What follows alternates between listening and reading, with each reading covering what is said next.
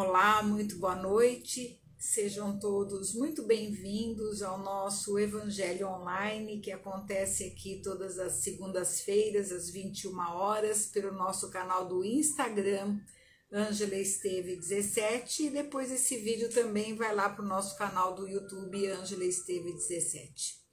Toda semana nós trazemos aqui um tema para que a gente possa refletir a vida à luz do Evangelho do nosso Mestre Jesus. Nós realizamos esse Evangelho desde a época da pandemia e trouxemos de dentro do Centro Espírita para cá, para o Instagram, e acabou ficando. E a gente reflete a vida aqui baseado nos ensinamentos do Espiritismo, né? O Espiritismo, bem compreendido, nós sabemos que ele é ciência, é filosofia e também tem a parte de religião. Nós aqui não estamos comprometidos com nenhuma religião em específico, até porque o meu entendimento é mais universalista, porque eu tenho estudado em várias vertentes da espiritualidade, várias culturas inclusive, para que a gente entenda esse mecanismo da vida. E é isso que a gente fala aqui. Nós não estamos comprometidos aqui com normas ou com dogmas dessa ou daquela religião. A gente procura refletir o Evangelho, porque o Evangelho, ele traz ensinamentos que dizem respeito ao comportamento humano. Jesus, quando esse espírito de escola, quando formou uma personalidade chamada Jesus e se encarnou aqui na Terra, ele tinha um propósito.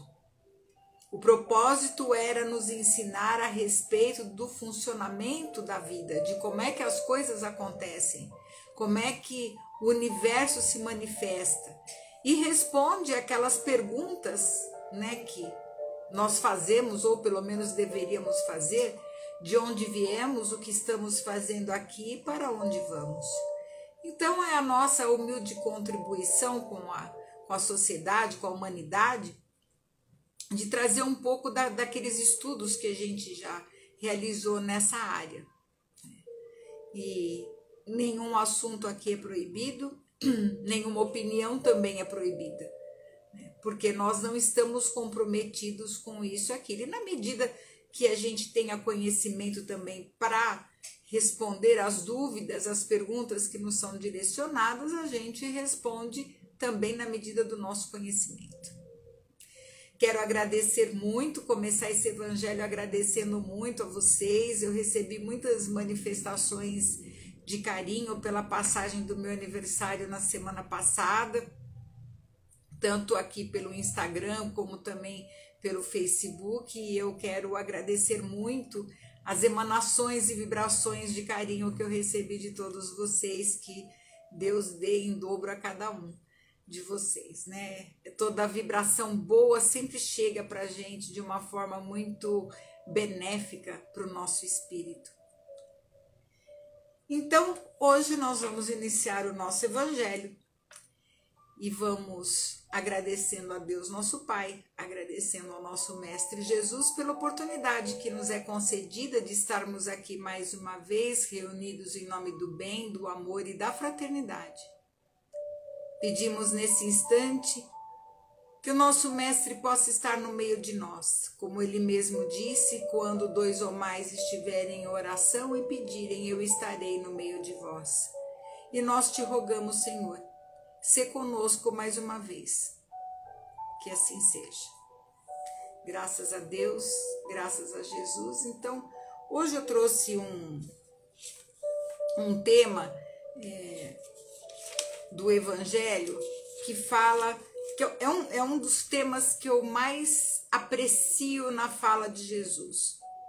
Como vocês sabem, Jesus, ele utilizava de parábolas, ou seja, ele contava uma história, né, que tinha sempre um fundo moral, e ele se utilizava muito dos exemplos agrícolas, porque a sociedade da época vivia da agricultura, né, propriamente dita. Então ele utilizava muito nas parábolas, muito ele fazia as suas comparações ao comportamento do homem no campo.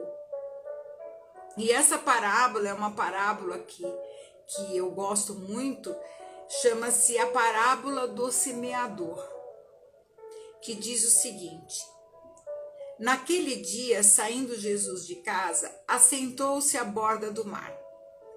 E vieram para ele muita gente, de tal sorte que, entrando em uma barca, se assentou, e toda a gente estava em pé na ribeira. E lhes falou muitas coisas por parábola, dizendo: eis aí que saiu o que semeia a semear. Ou seja, o trabalhador que vai para o campo, que vai semear, jogar as sementes no campo.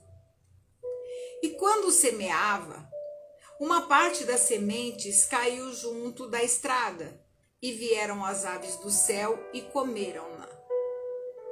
Outra, porém, caiu em pedregulho, onde não tinha muita terra, e logo nasceu, porque não tinha altura de terra. Mas, saindo o sol, a queimou, e porque não tinha raiz, se secou. Outra, igualmente, caiu sobre os espinhos, e cresceram os espinhos, e estes a afogaram. Outra, enfim, caiu em boa terra e dava fruto, havendo grãos que rendiam a 100 por 1, outros a 60, outros a 30. O que tenha ouvidos de ouvir, ouça. E aí ele continua: todo aquele que ouve a palavra do reino e não a entende, vem o mal e arrebata o que se semeou no seu coração. Este é o que recebeu a semente junto da estrada. Mas o que recebeu a semente no pedregulho, este é o que ouve a palavra e logo recebe com gosto. Porém, ele não tem em si raiz, antes é de pouca duração. E quando lhe sobrevém tribulação, se escandaliza por amor da palavra e acaba deixando de lado. E o que recebeu a semente entre os espinhos, este é o que ouve a palavra, porém os cuidados do mundo e o engano das riquezas sufocam a palavra e fica infrutuosa. E o que recebeu a semente em boa terra, este é o que ouve a palavra e a entende e dá fruto, e assim um dá 100 e outro 60 e outro 30 por 1. E essa parábola, vamos, como a gente sempre faz aqui, contextualizar.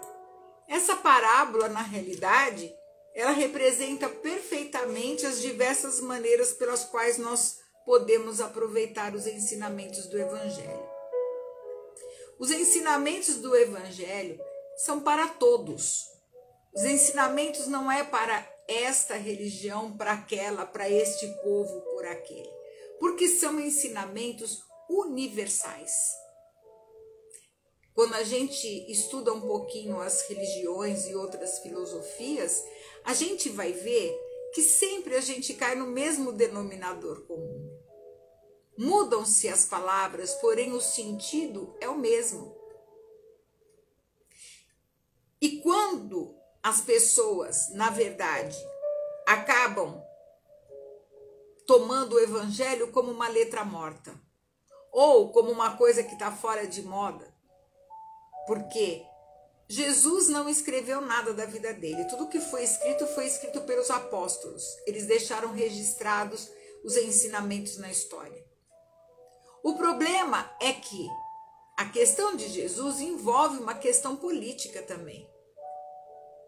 Todo mundo pensa que Jesus era um ser divino, que tivesse asas invisíveis e fosse sempre aquele doce que nunca, reclamava de nada, como muitos o chamaram o Cordeiro. E lê do engano pensar que a personalidade de Jesus era dessa forma. Jesus era calmo, pacífico, Porém, ele veio aqui servir, ele veio trabalhar, e trabalhou e se envolveu muito. E se envolveu muito, inclusive na estrutura da sociedade da época. Por isso que ele foi crucificado. Então, tudo que se falou depois em cima do evangelho, em cima dos ensinamentos que ele deixou, veio com muito cunho político. E não na sua pureza. Jesus veio ao mundo e ele se colocava como filho do homem. E quando ele se denominava o filho do homem, ele se colocava como um ser encarnado aqui na terra. E como um ser encarnado, ele vivia todas as alegrias e dificuldades como qualquer outra pessoa. Ele também sentia frio, ele sentia calor, ele sentia fome, todas as necessidades como nós sentimos. Ele também sentia alegria, ele sentia prazer de estar com as pessoas, ele sentia prazer em proporcionar alegria. A missão dele foi de trazer um ensinamento. E ele não poupou ninguém. E o seu temperamento era um temperamento pacífico, mas que não deixava de falar as coisas que tinham que falar. E porque ele mexeu muito com a classe interesseira da sociedade na época, os fariseus, ele acabou sendo crucificado. E os seus ensinamentos foram muito deturpados. E levou-se isso para dentro da política. Qual era a política na época? Quem dominava tudo? No mundo ocidental era Roma. E o que Roma fazia com os cristãos? Pendurava nos postes e ateava fogo. Só que depois de 300, 400 anos depois disso, ninguém aguentava mais matar cristão. Por quê? E aí foi quando houve um concílio entre os religiosos da época e o Império Romano, de se criar uma lei de se admitir o cristianismo. Jesus não fundou partido nenhum, nem cristianismo. E aí o que aconteceu? Tudo bem, não perseguiremos mais os cristãos. Mas a partir de hoje, 2 pontos, aí veio toda esse monte de dogma, um monte de coisa que até hoje a gente traz até no nosso inconsciente, porque a gente de encarnação em encarnação vem trazendo essas informações arraigadas, preconceitos dentro da gente.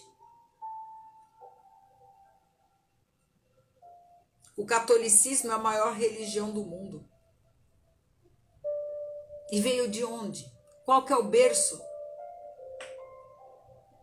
E muita gente se desinteressou de religião, se desinteressou do próprio evangelho por causa disso. Quantos, se a gente voltar lá na história, quantos desmandos não foram executados em nome do Cristo? A começar pela Guerra Santa. E até hoje, né? A gente vê isso. Quer dizer, deturparam todo o ensinamento de Jesus. E aí, não quero mais saber Evangelho, Jesus, não quero mais saber, quer dizer, largamos tudo isso de volta. E aí, quando encontram pessoas que se dedicam ao trabalho ao próximo, que se dedicam a até alguma religião que tem a sua filosofia, não, isso não é para mim.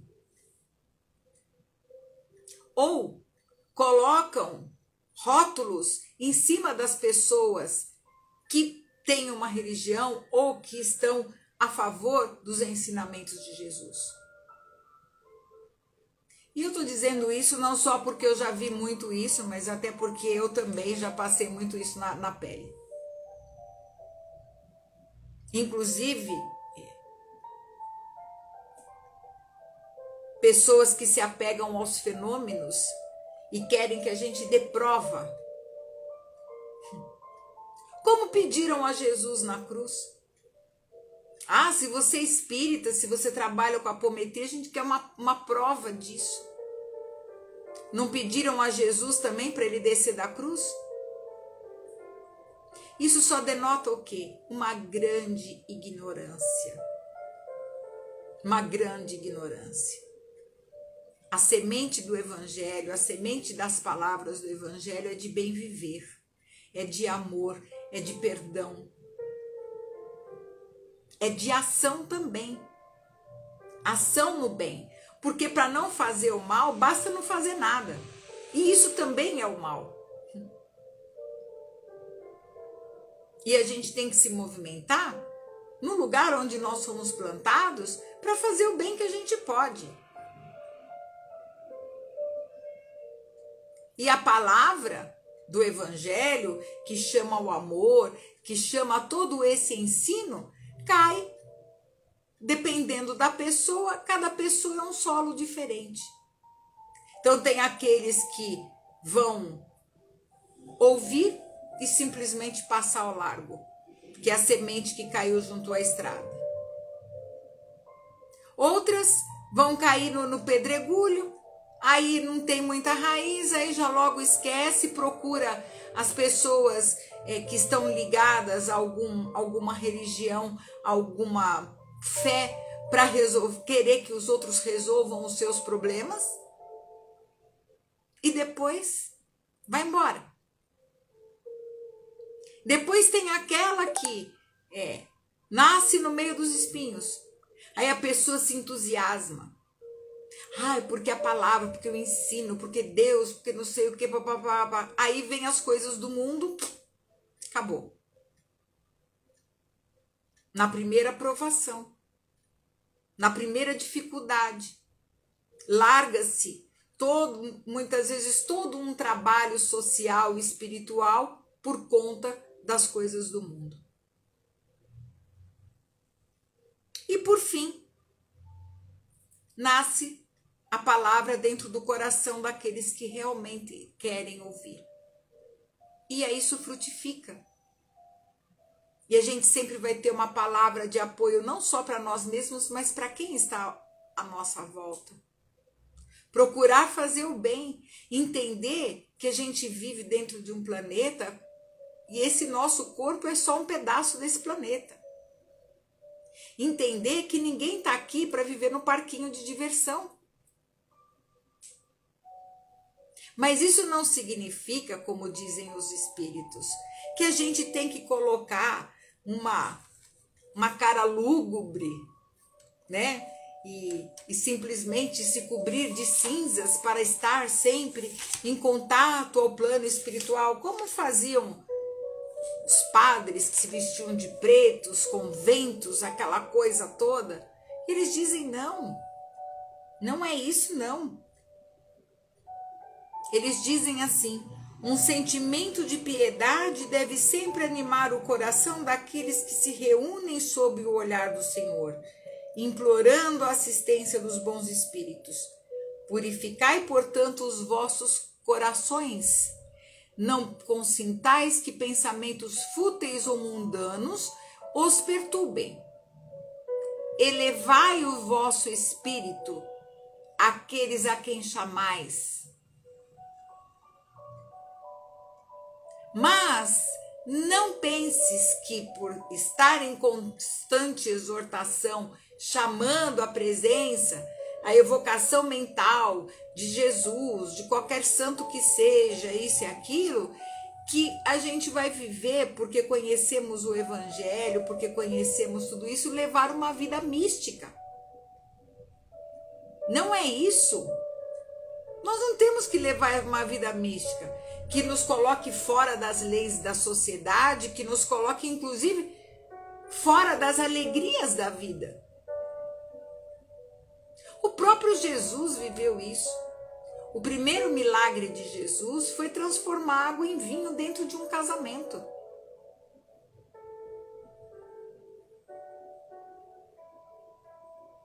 era o jovem que estava se casando, era um amigo da família. E a família foi convidada aí. E ele foi. E chegando lá, os costumes da época, os casamentos duravam uma semana. Então, era muita fartura de muita comida, de muita bebida. Isso era um costume daquela época. E é claro, na casa onde estava sendo realizado esse evento, né, tinha que ter toda essa fartura. Era um evento muito importante. Imagina para o jovem, para o dono da casa, no meio dessa comemoração toda, acaba o vinho. Imagina a vergonha. E qual é a saia justa que ele ficou, né? Ou calças curtas. E Jesus faz o quê? Ele vai ajudar um amigo. E ele vai transformar a água em vinho. Ele tinha esse poder magnético de transformação. E aí as pessoas falam assim, mas tá vendo? Olha, Jesus gostava de tomar vinho. Jesus foi colocar vinho para todo mundo se embebedar. Não é nada disso. A intenção de Jesus era ajudar um amigo, era ajudar numa ocasião especial. E qual é o problema de se tomar uma taça de vinho? Qual é o problema disso?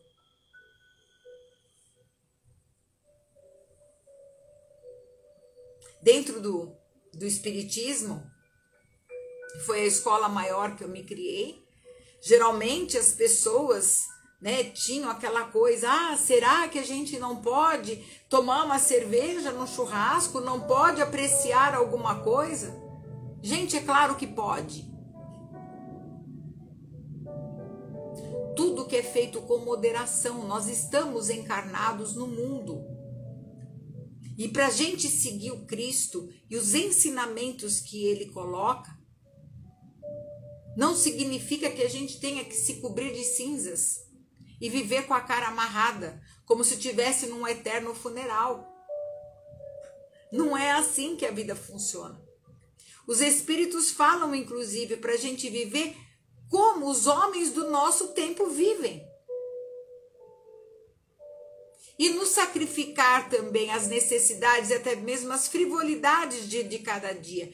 Mas tudo que a gente fizer, seja no nosso trabalho, seja no nosso convívio humano, que a gente traga uma pureza de coração para santificar os nossos atos.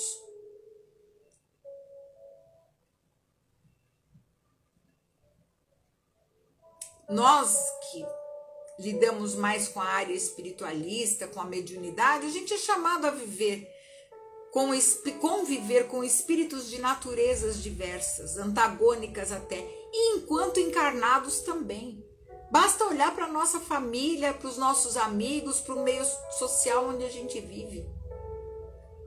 E tudo bem. É a convivência com os diferentes. Nós não devemos melindrar ninguém. É esse o ensinamento do Evangelho. Então, o que a gente está fazendo aqui é tirando o ensinamento do Evangelho e colocando isto na nossa vida diária, que é uma vida comum. O fato da gente estar aqui conversando ou estar fazendo um trabalho agora mais exposto do que dentro do centro espírita, não significa que a gente seja uma pessoa diferente de qualquer outra. A virtude, ela não consiste numa aparência severa, lúgubre, ou até em repelir os prazeres que a condição humana nos proporciona.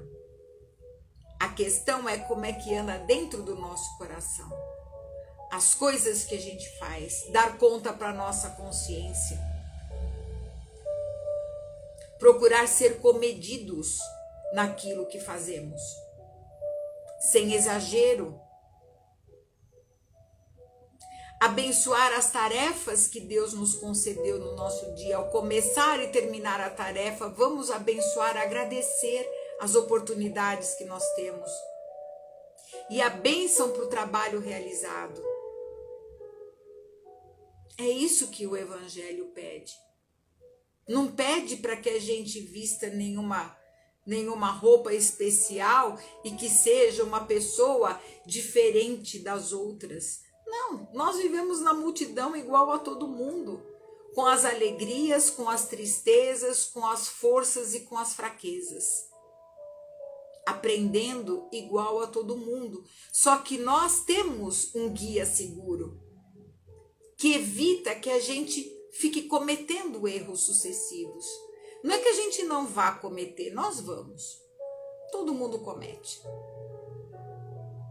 Mas, na medida em que a gente vai tendo esse conhecimento, a gente vai deixando de cometer os mesmos erros. A gente vai ampliando os nossos horizontes de entendimento.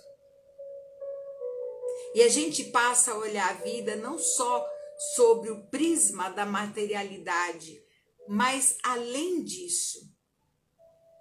A nossa compreensão consegue alcançar, inclusive, o nosso futuro espiritual. Não só nosso, inclusive da nossa casa planetária.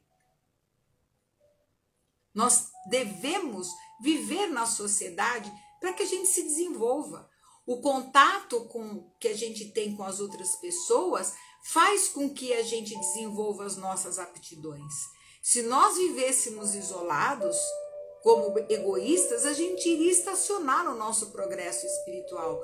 Nós fazemos o nosso progresso na medida em que nós nos relacionamos com os outros. Até um exemplo disso, que eu sempre coloco, é que a gente nunca vai conseguir enxergar o nosso rosto sozinho. Você pode ver, eu vejo o meu rosto refletido aqui na câmera, a gente pode ver o rosto refletido no espelho, mas nunca nós vamos poder ver o nosso rosto, exatamente como ele é. Somente quem olha para nós é que consegue ver. E a nossa alma, o nosso psiquismo também é assim. A gente, por mais que tente, nós não conseguimos nos ver realmente como nós somos sozinhos. Mesmo que a gente faça uma análise muito procurando ser imparcial conosco mesmo, é muito difícil. E é por isso que existem os tratamentos psicológicos. Para que outra pessoa consiga ver o nosso rosto, a nossa alma, a nossa interpretação de uma forma diferente. E quando nós nos relacionamos com os outros, muitas situações que se nos apresentam, a gente se vê nelas. E até nos vemos uns nos outros, que nos servem até de espelho, de reflexo das nossas próprias ações. Não só daquilo que nós aprovamos, mas também daquilo que nós reprovamos. Então, esse contato social é muito importante. E os espíritos ainda dizem: não imagineis, portanto, que para viver em constante comunicação conosco, ou para viver sob o olhar do Senhor, seja preciso entregar-se ao silício e cobrir-se de cinzas. Não, não, ainda uma vez não. Sede felizes no quadro das necessidades humanas. Mas que a vossa felicidade não entre jamais um pensamento ou um ato que possa ofender a Deus ou fazer que se vele a face dos que vos amam e vos dirigem. Esse é o nosso papel no mundo e é o papel que a gente vai desempenhar de acordo com a semente do Evangelho que a gente já consegue ter dentro de nós. Que a gente possa receber os ensinamentos e fazer com que esse ensinamento se desenvolva dentro de nós para que eles possam transbordar nas nossas atitudes. Claro, ninguém vai conseguir isso de uma hora para outra e nem apenas em uma encarnação a gente vai fazer essa iluminação toda. Mas se nós já decidimos trilhar esse caminho, se a gente já conseguiu abrir a casa mental para ter um entendimento maior da vida, então nós estamos no caminho certo e seguro. Não existe felicidade humana, não existe felicidade sem o conhecimento das coisas espirituais. Porque a felicidade não pode ser colocada em coisas transitórias. Tudo que é transitório acaba. Tudo que é do espírito permanece. E por isso eu trouxe uma mensagem de Emmanuel, do livro Vinha de Luz, que fala o seguinte, e vem bem de encontro com essa parábola. Guardemos o ensino. Jesus disse: ponde vós estas palavras em vossos ouvidos. Muitos escutam a palavra do Cristo, entretanto, muito poucos são os que colocam a lição nos ouvidos. Não se trata de registrar meros vocábulos, e sim fixar apontamentos que devem palpitar no livro do coração. Não se reportava Jesus à letra morta, mas ao Verbo Criador. Os círculos doutrinários do cristianismo estão repletos de aprendizes que não sabem atender a esse apelo. Comparecem às atividades espirituais sintonizando a mente com todas as inquietações inferiores, menos com o Espírito do Cristo. Dobram joelhos, repetem fórmulas verbalistas, concentram-se em si mesmos, todavia, no fundo, atuam em esfera distante do serviço justo. A maioria não pretende ouvir o Senhor, e sim falar ao Senhor, qual se Jesus desempenhasse simples função de pajem subordinado aos caprichos de cada um. São alunos que procuram subverter a ordem escolar, ou seja, é a fila dos eternos pedintes. Ninguém para ouvir realmente o evangelho para colocar em prática, mas para fazer um monte de pedido, achando que Jesus tem que ficar atendendo como se fosse um servidor, um pajem, como diz Emmanuel aqui.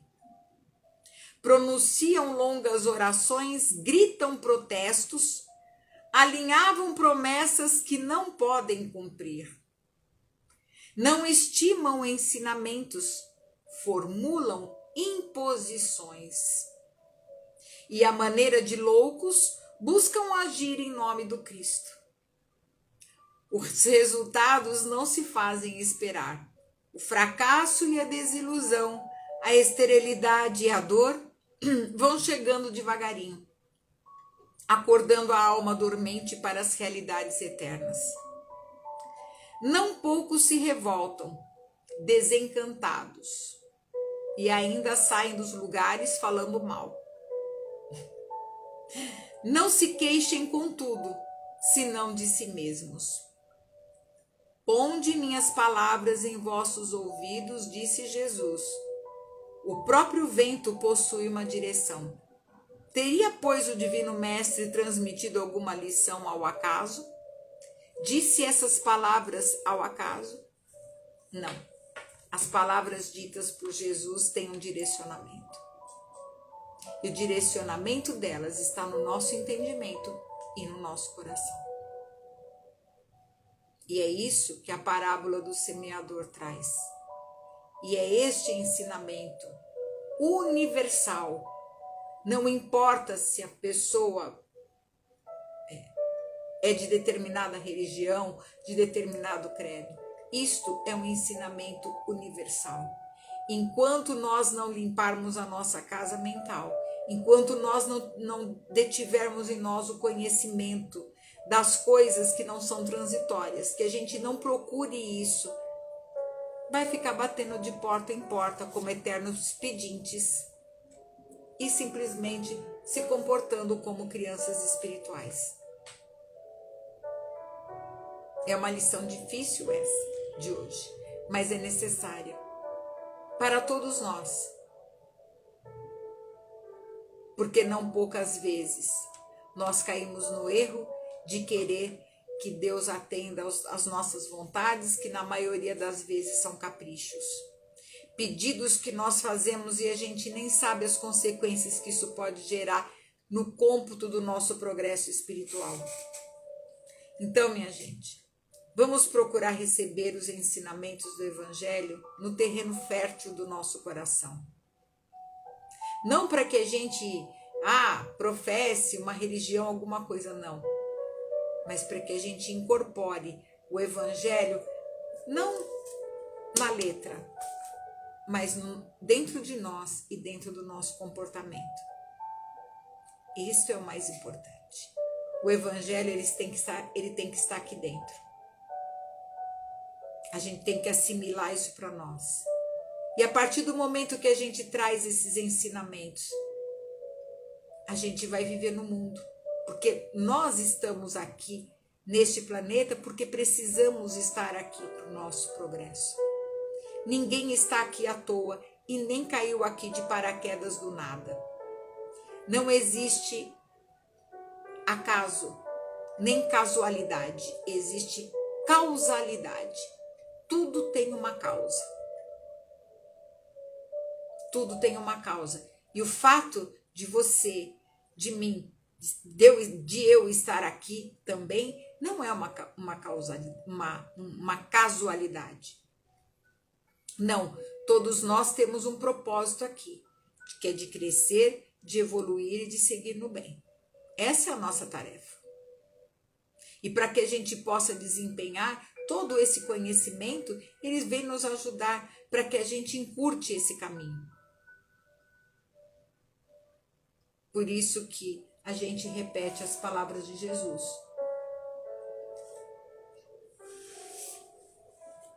Ponde minhas palavras em vossos ouvidos.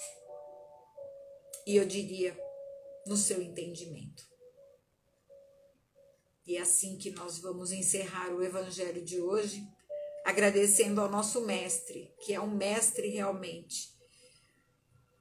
Agradecer pela lição da noite. Essa lição foi aberta hoje ao acaso, não foi um tema que foi sugerido, mas eu fico muito grata porque essa parábola do semeador já foi falada em vários evangelhos, mas cada vez que a gente lê, o entendimento é diferente.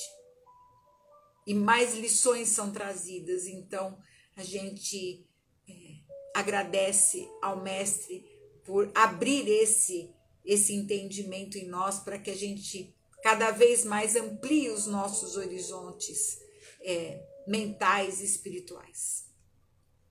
Então, agradecidos que somos ao nosso Mestre pela lição da noite, nós te rogamos, Senhor, que nós possamos lembrar sempre dessas palavras que são direcionadas ao nosso ouvido, que nos nossos momentos de provação, nos nossos momentos de desespero, de dor, e também nos nossos momentos de alegria, nós não nos esqueçamos quem é o Senhor da vida. Que nós possamos lembrar de que nós todos fazemos parte